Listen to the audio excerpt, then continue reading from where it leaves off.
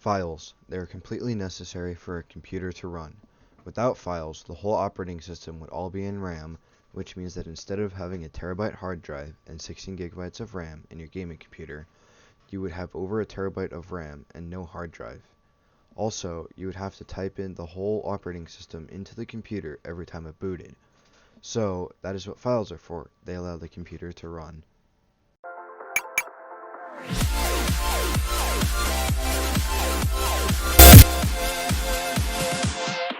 Files are an important part of any program. There are many types of files, including executable.exe, raw text.txt, joint photographic expert group.jpg, Microsoft Word .doc or .docx, and the one that you use most in this class, Java files.java.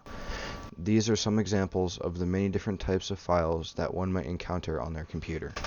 In Java, you can create a file by typing file, the file name, equals, new file, and then the file location.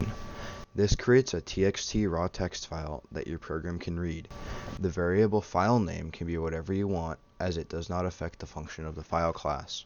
However, file location does affect the function of the file class. You can put the absolute path of the file, which is the total, complete path that your computer will use to locate the file.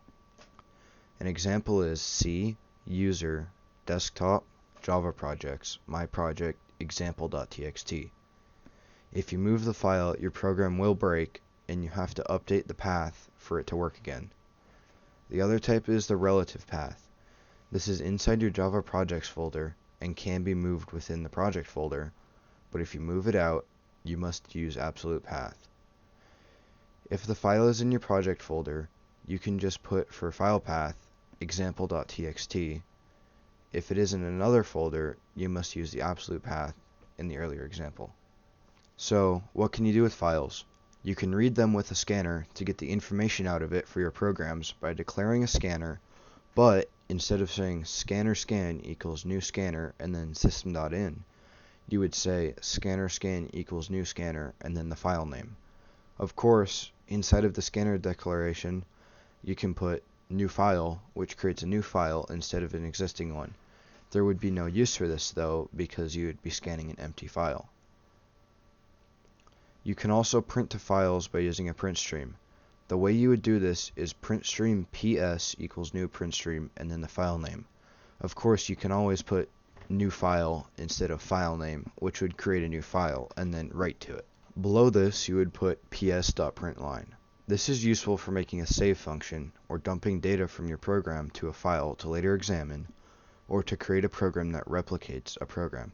Warning: if you use a scanner and a print stream on the same file, make sure to close one before using the other, otherwise your computer will die.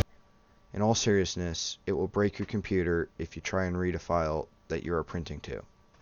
Now to some useful commands. Some commands that are useful in the file class are .exists, which checks if the file exists, or .canread, or .canwrite, which checks if the file is readable and writable. There are many more methods that could be useful, and the whole list is at the link in the description. These are the basics of files and some methods in Java.